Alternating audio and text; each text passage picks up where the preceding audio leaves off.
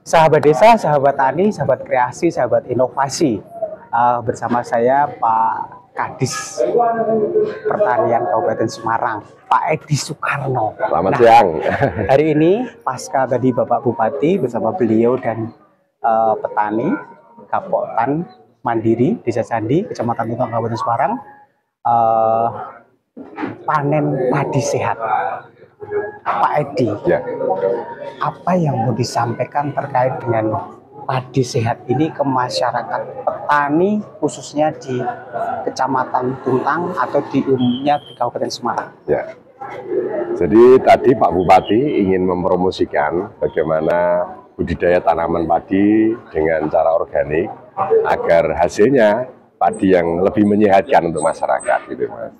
Karena ketika budidaya itu dilakukan dengan cara organik, maka pastinya itu efeknya tidak hanya untuk petaninya, meningkatkan produktivitas, menekan biaya produksi, tetapi padinya pasti akan lebih menyehatkan. Kita percayakan sesuatu yang alami itu bagus untuk tubuhan itu ya. Back to nature.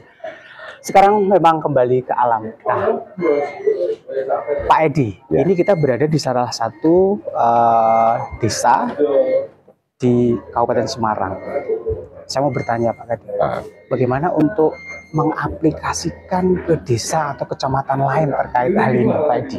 Ya, jadi yang pertama, kegiatan tadi bertujuan dalam rangka mengajak petani untuk kembali meningkatkan produktivitasnya dengan cara yang lebih efisien sebenarnya, Mas, dengan sumber daya yang tersedia di lingkungannya masing-masing. Karena budidaya organik itu kan raw materialnya ada kotoran sapi yang bisa digunakan. Artinya tersedia Tersedia di lingkungan. Artinya jika biaya produksi bisa ditekan, efeknya ke petaninya akan lebih meningkat hasilnya gitu. Yang kedua, tren dunia ini akan menuju lebih sehat, Mas. Karena pasca COVID itu orang lebih peduli pada kesehatan. Nah, orang untuk sehat berarti inputnya juga harus menyehatkan. Artinya kalau bicara padi organik ini ke depan, pasti ini akan digemari oleh pasar, walaupun tahapannya pasti tidak secepat yang kita harapkan kan begitu. Nah, untuk kecamatan dan desa lainnya, tadi kita ada dialog ketahanan pangan setelah panen padi sehat, rawa pening khususnya di Desa Cirejo. Kita berharap Pak Camat, Pak Kades di wilayahnya masing-masing itu nanti lebih bicara bagaimana dana desa itu lebih peduli pada sektor pertanian. Ya, nah, gitu Mas Budi. Ketemu di struktur pemerintah terkecil yang dinamakan pemerintah desa.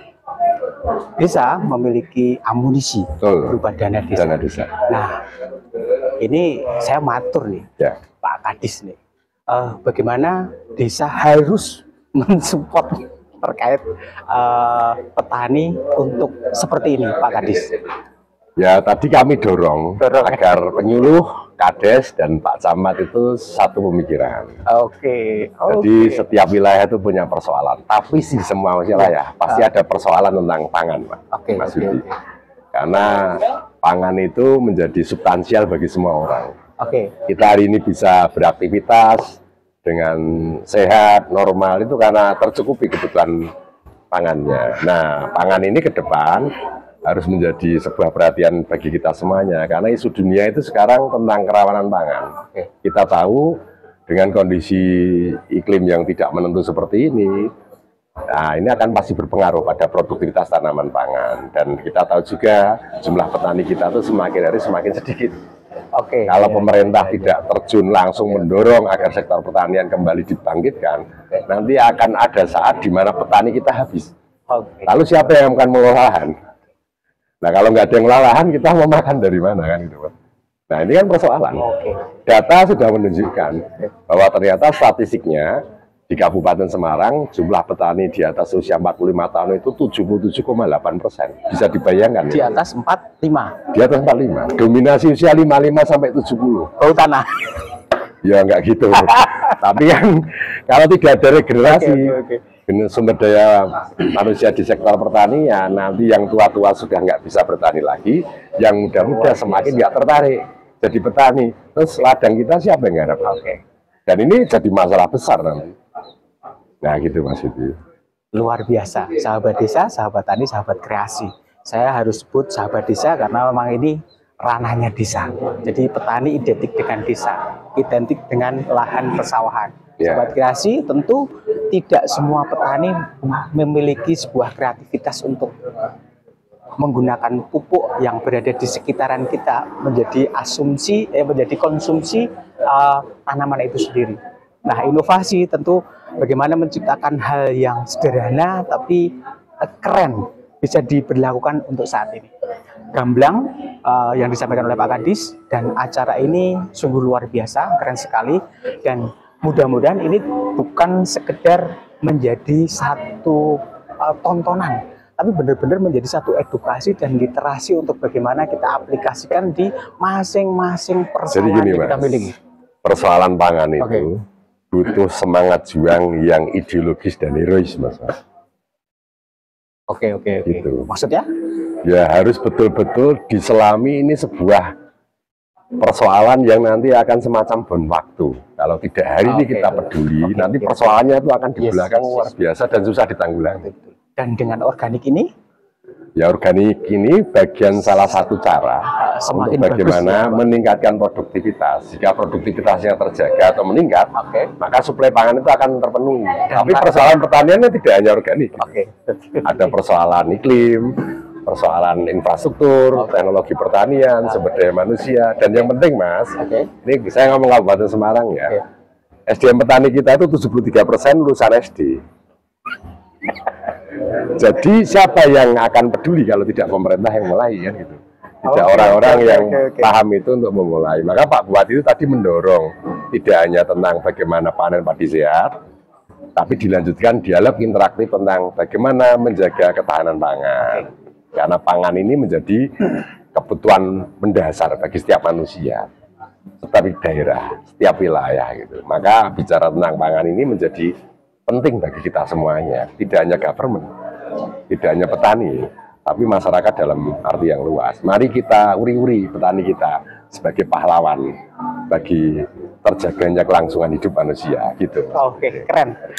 Mudah-mudahan ada lagi mungkin statement terakhir yang tajam untuk ke petani tadi Pak, agar bangkit Pak. Ya, petani butuh kita. Karena kalau kita tidak peduli, mereka mungkin akan tidak paham bagaimana kemudian bisa melangsungkan keberlanjutan sektor pertanian ini. Karena tadi faktanya regenerasi sektor pertanian sudah semakin berkurang luar biasa. Kemudian persoalan pertanian tentang bagaimana perubahan iklim, hama dan lain sebagainya, ekosistem yang rusak dan lain sebagainya, ini butuh kepedulian semua pihak. Maka sekali lagi sama statement saya, closing statement sama, Superman is dead. Hari ini yang ada adalah super team.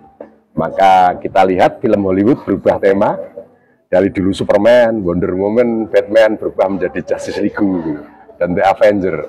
Itu sebenarnya dunia akan mengarah pada kolaborasi. Maka siapa yang harus memajukan pertanian kita? Pendekatannya kolaboratif. Ada Pemda, ada desa, ada kecamatan, ada petani, ada penyuluh, ada swasta yang bisa bekerja sama, ada teman-teman NGO gitu yang bisa ikut mempelopori, termasuk jenengan Mas Budi. Oke. Jadi YouTuber yang bisa membangkitkan semangat untuk terus bertani. Terima kasih Pak Edi, luar biasa. Ini mudah-mudahan tayangan ini juga akan membangkitkan mereka banyak sekali yang tidak bisa mengikuti acara ini tadi. Ya, maksud saya kemarin saya datang ke sini pagi Pak Edi, maksudnya saya tak akan mengundang semua petani. Tapi karena keterbatasan, ya mudah-mudahan konten ini nanti akan mewakili acara ini untuk bisa ditonton dan dicontoh. Terima kasih. Assalamualaikum warahmatullahi wabarakatuh.